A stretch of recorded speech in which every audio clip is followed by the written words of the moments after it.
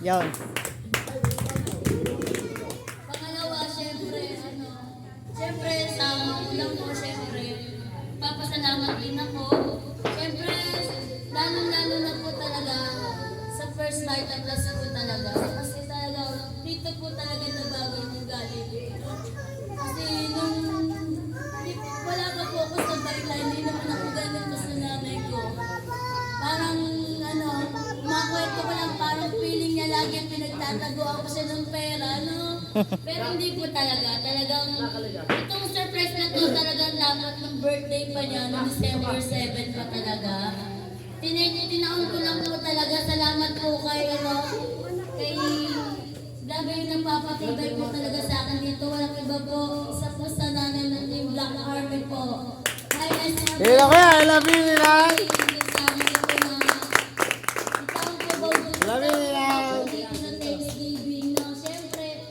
Hindi naman po mangyayari to kung hindi po sa tulong ng buong grupo, Siyempre, lalo't higit sa lahat sasalamatan ko din, grabe. Ang nagdala sa akin dito kay First Vita Plus, walang iba po, agent ko ng buhay ko. Apply Mary, ang malabanan ko, grabe. Wala po ako dito kay First Vita Plus, kung hindi po kay, doon po kay Apply Mary, ang malabanan, grabe. Siyempre, kaya ko naman din ginawa to kasi para naman maramdaman niya kung gaano siya kahalaga sa akin. Yes. Kasi siyempre, wala naman Be? ibang gusto ko ng anak kundi paligayahin yung magulang. Yan. Kasi yun lang naman po kaya ng hiningan ko, tsaka siya na lang po ang meron ako sa buhay ko. Yan, tama. Kaya kamatayan lang po talaga mapapawala sa akin dito kay First Vita Plus. Sabay po namin ang harapin na ng pagsubok.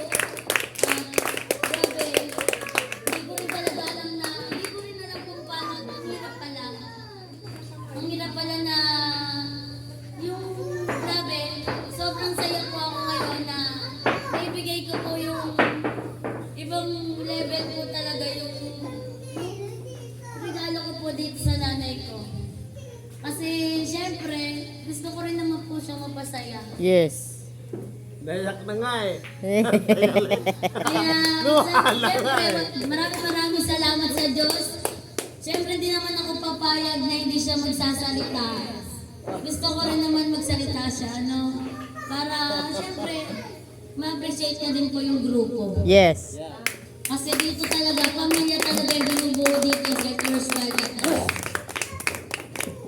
Maraming salamat sa Vita Plus kasi dahil sa Vita Plus, natuto yung anak ko kumita at nagbago ang kanyang buhay.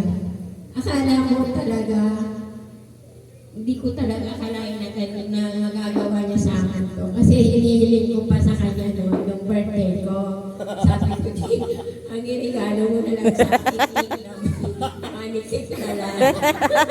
Sabi ko kasi, alam ko naman na kumikita na, tinutulungan ko na rin siya. Yeah. Simula nung ako ng nag-seminar din ako, pag-usama ko ng sama sa kanya, kaya inaano ko na rin siya, tinutulungan ko na rin na kumita kami dalawa para umasinso na rin ako.